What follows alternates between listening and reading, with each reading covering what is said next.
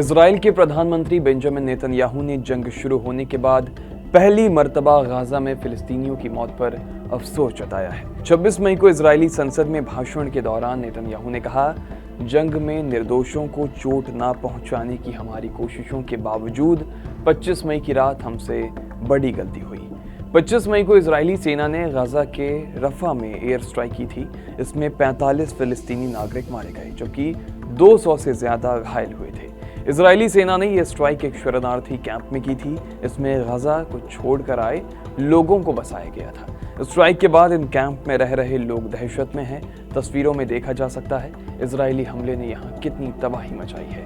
मरने वालों में कई महिलाएं और बच्चे भी शामिल हैं। गलती मानने के बावजूद नेतन्याहू का कहना है कि जब तक उनका मकसद पूरा नहीं हो जाता तब तक जंग नहीं रुकेगी। वहीं संयुक्त राष्ट्र संघ के चीफ एंटोनियो गुटेरेस ने रफा पर फौरन हमले रोकने को कहा है। गुटेरेस का कहना है कि फिलिस्तीन में अब ऐसी कोई जगह नहीं बची जिसे सुरक्षित कहा जा सके।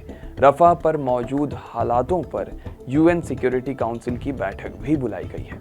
गौरतलब है कि राफा में घुसपैठ से पहले अमेरिकी राष्ट्रपति बाइडेन ने भी इजराइल को चेतावनी दी थी। उन्होंने कहा था कि इजराइल ने लाइन क्रॉस की तो अमेरिका इसे कतई बर्दाश्त नहीं करेगा।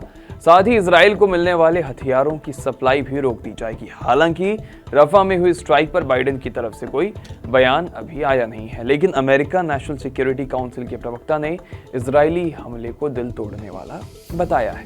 लेकिन ऐसा पहली मर्तबा नहीं है जब इजराइल पर मानवाधिकारों के उल्लंघन का आरोप लगा हो।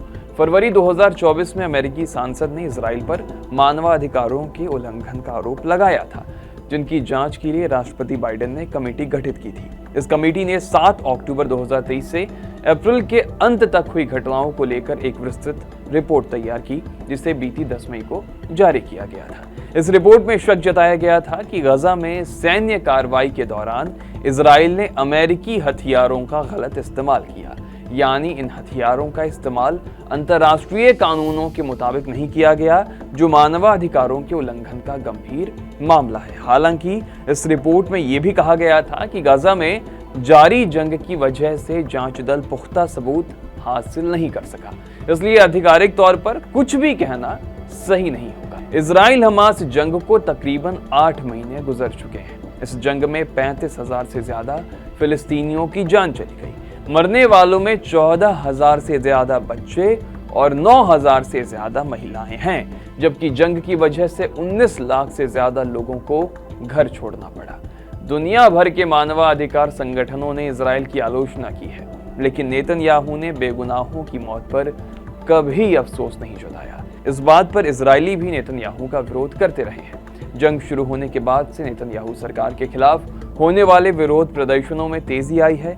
राजधानी तेल अवीव हो या यरूशलेम, यहाँ तकरीबन हर हफ्ते हजारों इजरायली सड़कों पर उतरते हैं और नेतन्याहू का विरोध करते हैं। विरोध इसलिए कि जंग रुके, शांति आए और ये जो मरने का सिलसिला है ये थम जाए। रफा में स्ट्राइक के बाद तुर्की के राष्ट्रपति रजब तैयब अर्दोआन ने भी इजराइल की आलोचना की थी।